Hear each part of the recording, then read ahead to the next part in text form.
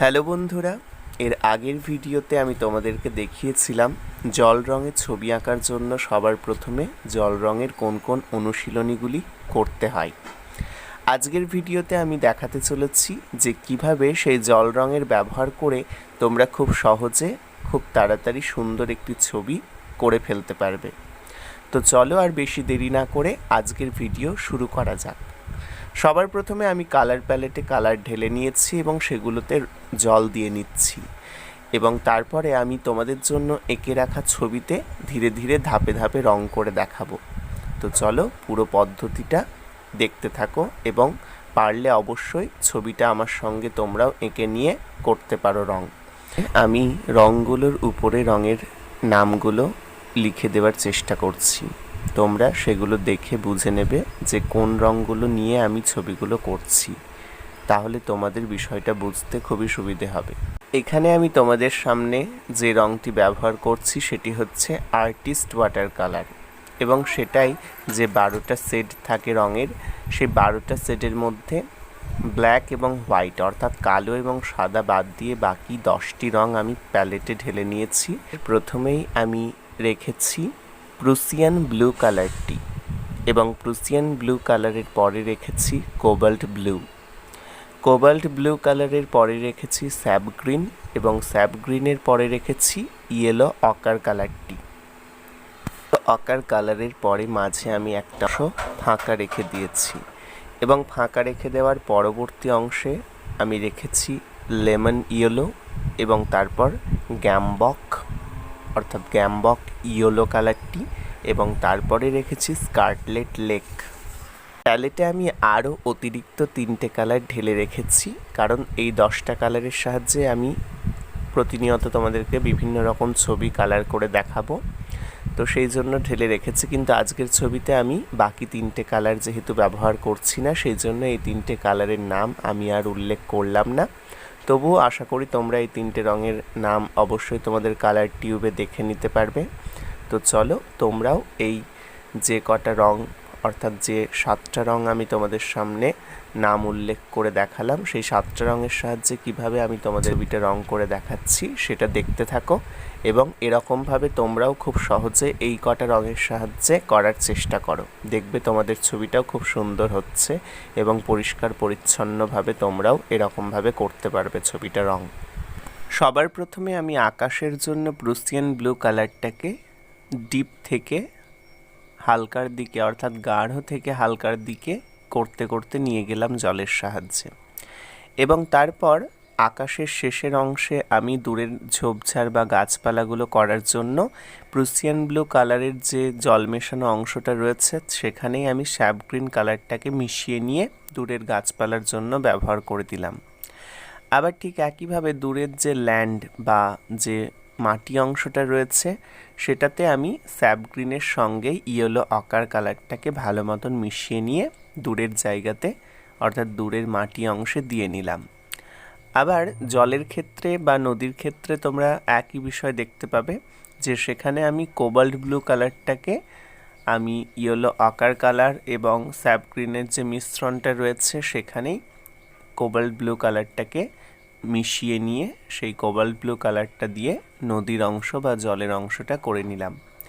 এরপরে আমি সামনের যে গাছপালাগুলো রয়েছে সেখানে রং করার জন্য কি করছি দেখো, আমি লেমন ইয়েলো কালারটার সঙ্গে স্যাপ গ্রিন কালারটাকে ভালো মতন মিশিয়ে নিলাম এবং সেটা দিয়ে আমি সামনের যে বাড়ির পিছনের কলা গাছটা রয়েছে সেটা রং করলাম এবং পাশাপাশি বাড়ির নিচে যে ঘাসগুলো রয়েছে বা ছোট ছোট যে গাছপালাগুলো রয়েছে সেগুলোর জন্য আমি এই মিশ্রণটাকে ব্যবহার করে দিলাম। তো এরকমভাবে তোমরা সবার প্রথমে একটা লেয়ার করে দেবে ওয়াটার কালার করার সময়। তো তোমরা যারা প্রথম শিখছো তাদের জন্য আমি এই ভিডিওটি বানাচ্ছি। তো তোমরা এই পদ্ধতিতে যদি করো তাহলে দেখবে তোমাদের ছবিতে তোমাদের খুব একটা এইভাবে করলে দেখবে তোমরা ধাপে ধাপে বিষয়টা বুঝতে পারবে।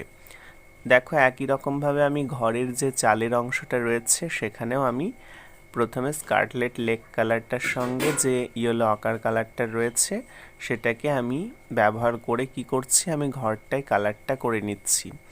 এরপরে আরও অনেক রং করা যাবে বা এর উপরে আরও অনেক কালার চাপবে, কিন্তু তার প্রথমে যে বেস কালার সেটার জন্য আমরা এই কালারগুলো প্রথমে ব্যবহার করে নিলাম ছবির প্রত্যেকটা অংশে।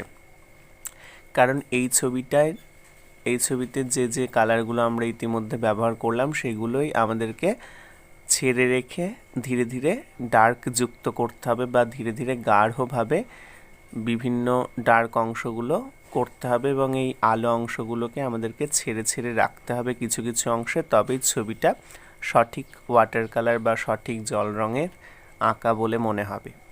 তো দেখো, এবারে আমি গাছপালাগুলোই ডিটেলস যুক্ত করার জন্য এবং গাছপালার সামনের অংশগুলোকে কিছু কিছু অংশ আলো অংশ চিহ্নিত করার জন্য স্যাপ গ্রিনের সঙ্গে যে লেমন ইয়েলো কালারটা রয়েছে সেটাকে ঘনভাবে ভালো মতন মিশিয়ে নিলাম, এবং যে অন্ধকার অংশগুলো আমার ছবিতে আমি রাখতে চাইছি অর্থাৎ আলোর বিপরীত অংশগুলো, সেগুলো আমি এই কালারটার সাহায্যে চিহ্নিত করে নিচ্ছি এবং আলাদা করে নিচ্ছি, এবং আলো অংশগুলোকে ধীরে ধীরে বের করছি বা ছেড়ে রাখছি। এতে করে একই সঙ্গে আমার যে কলা গাছের সঠিক আকার সেটা চলে আসছে, পাশাপাশি যে আলো অংশগুলো রয়েছে এবং ছায়া অংশ বা অন্ধকার অংশগুলো রয়েছে সেগুলো সঠিকভাবে চিহ্নিত করতে পারছি। তো তোমরাও প্রথম এরকমভাবে প্রথমে একটা বেস কালার বা প্রথমে একটা লাইট কালার ছবিতে দিয়ে নেবে। তোমার ছবির বিষয়টি যে জিনিস সেই অনুযায়ী তোমরা প্রথমে সেটার একটা লাইট কালার দিয়ে নেবে এবং সেটাকেই ধীরে ধীরে সেটা থেকে ডার্ক অংশগুলোকে করে নেবে এবং লাইট অংশগুলো ছেড়ে রেখে তোমাদের ছবিটাকে ধীরে ধীরে সম্পূর্ণতা দান করবে। দেখবে তোমাদের ছবিটাও সঠিক এবং সুন্দর হচ্ছে। দেখো, আমি শুধুমাত্র কিন্তু যে ডার্ক অংশগুলো বা ছায়া অংশগুলো রয়েছে সেখানে কালারগুলো যুক্ত করছি, তার ফলেই কিন্তু আলো অংশগুলো আরও ভালোভাবে আমাদের সামনে ধরা পড়ছে এবং আলো অংশগুলো আরও উজ্জ্বলভাবে ফুটে উঠছে। অর্থাৎ ছবির এই অংশগুলো যে আসলে কি সেগুলো এবারে আস্তে আস্তে বেরিয়ে আসছে। তার কারণ হচ্ছে আমরা সঠিক জায়গাতে ডার্ক বা গাঢ় রঙটাকে যুক্ত করছি। তবেই আমাদের ছবির সামনে যে এটা একটা কলা গাছ সেটা খুব সুন্দরভাবে বোঝা যাচ্ছে, এবং কলা গাছের নিচে ঘরের চারপাশে যে ঘাসগুলো রয়েছে সেগুলোও বা ছোট ছোট যে গাছপালাগুলো রয়েছে সেগুলোও ধীরে ধীরে বেরিয়ে আসছে শুধুমাত্র আমাদের এই ডার্ক অংশটা যুক্ত করার জন্য। তো তোমরা প্রথম যারা জল রং শিখছো বা করছো তারা এরকমভাবেই ছোট ছোট বিষয়কে নিয়ে তোমাদের ছবি করা শুরু করো। দেখো, তোমরাও খুব সহজেই বিষয়গুলো করতে পারবে। এটা কিন্তু খুব একটা কঠিন নয়, খুবই সহজ একটি বিষয়। প্রথমে আমরা যে লাইট অংশ বা আলো অংশ যুক্ত এরকম কোনো রং প্রথমে ব্যবহার করে নিলাম। অনেকে কি করে প্রথমেই খুবই ডার্কভাবে রং চাপাতে থাকে, কিন্তু ডার্কভাবে রং চাপালে কিন্তু জল রঙে ভুল হওয়ার সম্ভাবনা বেশি থাকে। কারণ আমাদের জল রঙে আলো অংশগুলোকে বা প্রথমে আমরা যে রংটাকে চাপাবো বা দেব সেই রংটাকে ছেড়ে রেখে আমাদেরকে ধীরে ধীরে ডার্ক যুক্ত করতে হয়। তো সেই জন্য আমরা কি করব, প্রথমে সর্বোচ্চ যে আলো অংশ বা লাইট যে কালারগুলো রয়েছে আমাদের সেইগুলোকে আমরা তৈরি করব বা সেইগুলো নিয়ে আমরা ছবিতে দেওয়ার চেষ্টা করব, এবং সেইগুলোকে ছেড়ে রেখে আমরা ধীরে ধীরে ডার্ক অংশগুলোকে যুক্ত করতে করতে এগোবো। তাহলে দেখব আমাদের ছবির ধীরে ধীরে সম্পূর্ণতা পাচ্ছে, অর্থাৎ আমাদের ছবিটা ধীরে ধীরে সঠিক এবং সুন্দর হতে হতে শেষের দিকে পৌঁছচ্ছে। তো দেখো, ঘরের পাশে যে গাছগুলো রয়েছে ছোট ছোট সেগুলোকে আমি শুধুমাত্র ডার্ক অংশগুলো বা ছায়া অংশগুলোকে যুক্ত করার মধ্য দিয়ে খুব সহজেই বের করে ফেললাম। তো এরকমভাবে পুরো ছবিটা আমি তোমাদের সামনে ধীরে ধীরে বের করে দেখাবো বা ধীরে ধীরে ডিটেলস যুক্ত করে লাইট অংশগুলোকে বের করতে করতে এগোবো।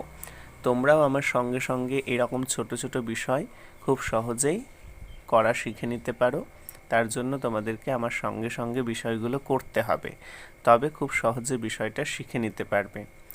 দেখো, এবারে ঘরের চালের অংশে আমি কি করছি, যে স্কারলেট লেক কালারটা রয়েছে তার সঙ্গে ইয়েলো অকার কালারটাকে ভালো মতন গাঢ়ভাবে মিশিয়ে নিলাম। এখানে জলের পরিমাণটা কিন্তু খুবই কম থাকবে বা না দিলেই ভালো হয়, কারণ আমাদের রঙে ইতিমধ্যে আমরা প্রথমে জল দিয়ে রেখেছি। তো আমরা এই দ্বিতীয়বার যে কালারগুলো করছি, অর্থাৎ প্রথমে একবার কালার দিয়ে নেওয়ার পরে যে কালারগুলো এবারে আমরা করছি, সেখানে আমরা কালারগুলোকে ভালো মতন গাঢ়ভাবে মিশিয়ে নেব এবং সেই ডাইরেক্ট কালারগুলোকে ব্যবহার করার চেষ্টা করব।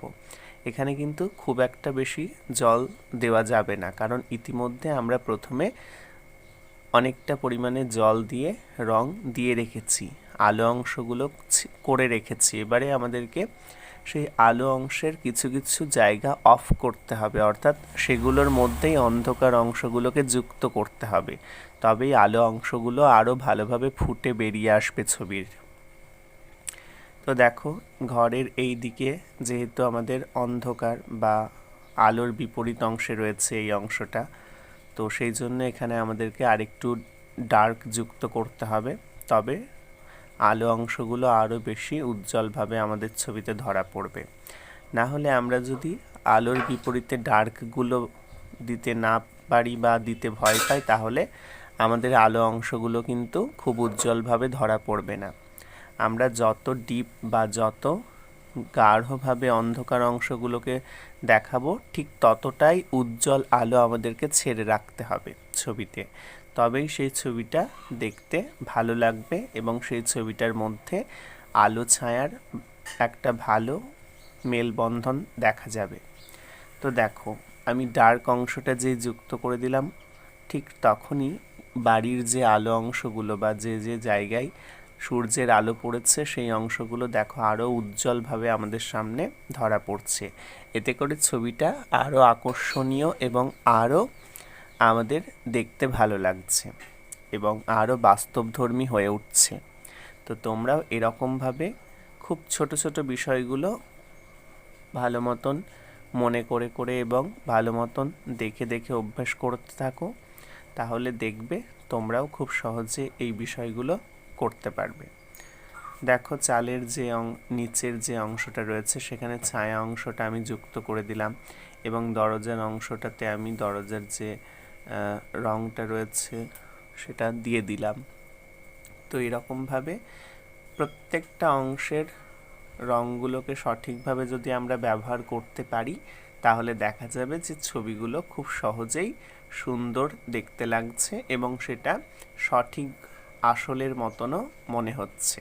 তো তোমরা যদি কোনো একটা ছবিতে সঠিক রং কীভাবে ব্যবহার করবে জানতে চাও, তাহলে তোমরা প্রত্যেকটা জিনিস আঁকার সময় সেই জিনিসগুলো আসলে ঠিক কীরকম সেগুলো জানার জন্য সেগুলোর সামনে বসে সেগুলোকে করার চেষ্টা করো, তাহলে তোমাদের আরও সুবিধে হবে প্রত্যেকটা জায়গার রং এবং প্রত্যেকটা জায়গার আকার, আয়তন, এই বিষয়গুলো বুঝতে, এবং আলো ছায়ার কোন জিনিসের উপর কীরকমভাবে আলো ছায়া পড়ে এই বিষয়গুলো জানতে পারলে তোমরা রঙগুলোকে সঠিকভাবে ব্যবহার করতে পারবে।